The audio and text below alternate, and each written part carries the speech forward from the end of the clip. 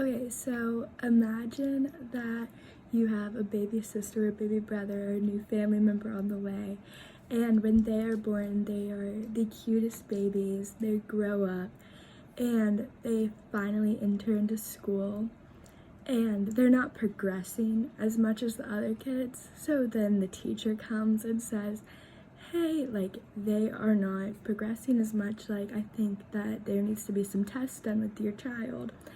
And that is what happened to my little cousin Jack. When he was 3 years old, he knew his name, he knew his ABCs, he could do everything a normal kid could do. And then when he got into kindergarten, the teacher noticed that maybe he's not doing as well. And it was like something just changed overnight. And I remember seeing my aunt and uncle go through the process of figuring out what was wrong with him, and it was honestly heartbreaking. But once they figured out what was happening with Jack, they figured out that he was diagnosed with autism, and he has ADD, and he has a multitude of other things. But he's not any different than any other kid. Like, he's my favorite person in the entire world. He is the sweetest, most genuine kid that I ever knew, that I could have ever known. He's my favorite person in the entire world. Even in college, I call him every day and hear about his day.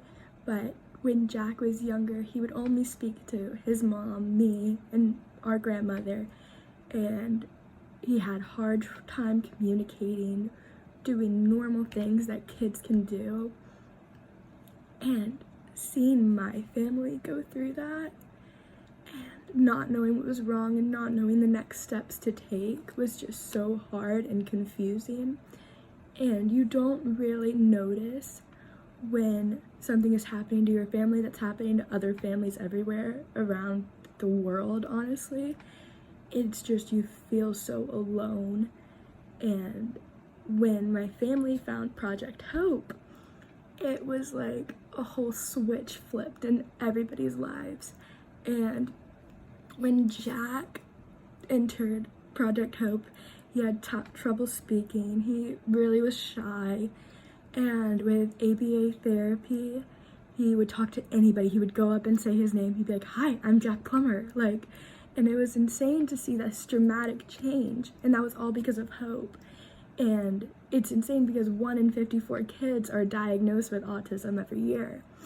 So, and thankfully my family was fortunate enough to be able to afford the care, but a lot of families aren't. And what makes Hope so great is that they offer scholarships for families that are not able to afford it, as well as they create a community of these people that are all going through the same things, because these are young kids that you don't know what to do with, and you don't know what the next step is to take.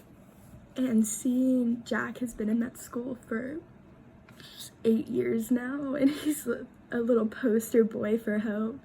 And when I was in high school, my high school raised money for them. It was the best thing I could have ever seen, because they are such sweet kids, and I love him. And like, you can't not love those kids. And by just donating, like, you can help them so much, and they become functioning members of society eventually. And Jack might be able to get to drive a car that he never thought that he could probably do, and he might be able to go up to college.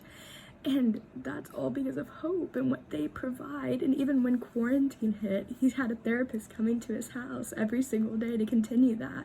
And they just care about those kids so much, and they make them functioning members of society, and that's not something that public school can give them. So it's just really important to me and to anybody else that this is a good cause, and donating anything could help, and it could go a mile. So please just think about that. And that's my story with it, but I know that others would be so much more appreciative.